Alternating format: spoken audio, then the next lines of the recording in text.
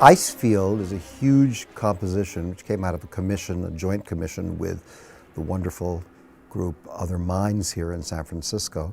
And Charles Amerkanian, who's been the steward of that group for these many years, has a personal association with some of the great and most original figures in contemporary music.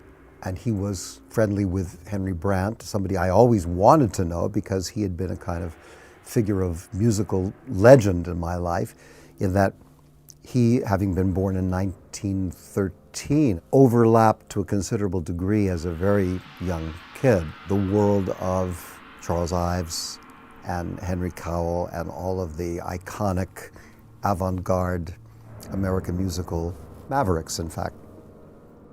Brant's compositions really create a huge world of sound. So you feel as a listener you're surrounded by a whole environment of music, some of it right under your nose and some of it very, very far away. It was written specifically for the acoustics of Davies Hall.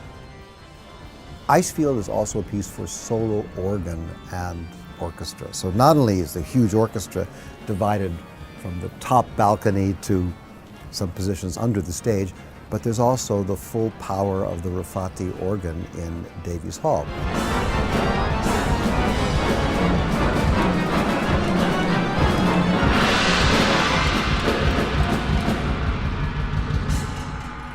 Brant was this very slight little guy, but he was one of the wildest people I've met as far as his imagination and his just going for things as a musician. I'm just concerned that it doesn't sound like an organ. It should sound like a gorilla more. He really got the idea that life in the 20th century had become such an assault on the senses and on the spirit that the only way to represent it was by having a number of different musical styles coming at you from many different directions. In the hall, you have an experience of the music which normally would be not something that you could re-experience in a recording. That's why it's been so exciting to be working on this partnership with Dolby to create a new technology in which these big spatial effects can be experienced.